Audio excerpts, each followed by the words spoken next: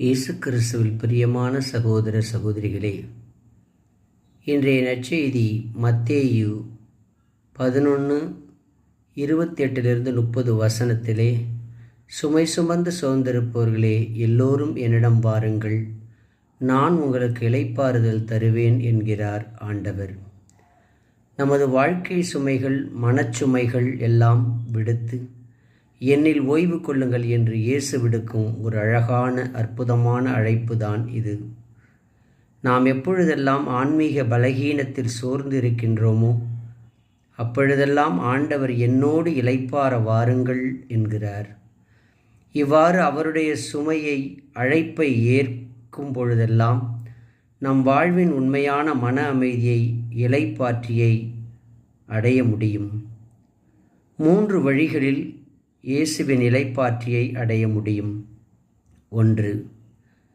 Come to him, அவரிடம் வாருங்கள். சுமைகளையும் அதனால் வரும் சோர்வுகளையும் போராட்டங்களையும் நாமாக தீர்க்க நினைக்காமல் ஆண்டவரிடத்தில் சொல்லி அவர் உதவியை நாடுவது. 2.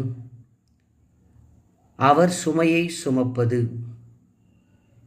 Take his yoke. வாழ்வின் சுமைகளை நமது தோளிலே சுமைப்பதை விட இயேசுவோடு சேர்ந்து சுமந்து சென்றால் அவர் நம் சுமைகளை தாங்கிக் கொள்வார். நம் சுமை எளிதாகும். 3. அவரிடமிருந்து கற்றுக்கொள்ளுங்கள்.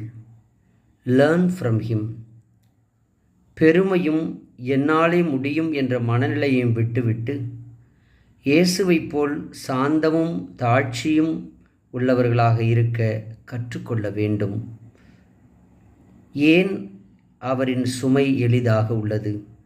ஏனெனில் ஆண்டவர் ஏற்கனவே எல்லா சுமைகளையும், உலக சுமைகளையும் சுமந்து விட்டார்.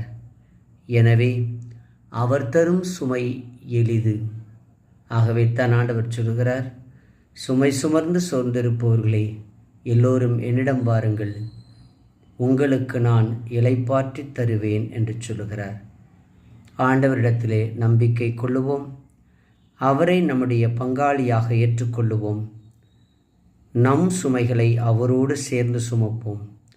வாழ்க்கை இனிதாக மாறும். Happy Sunday. தேங்க்யூ.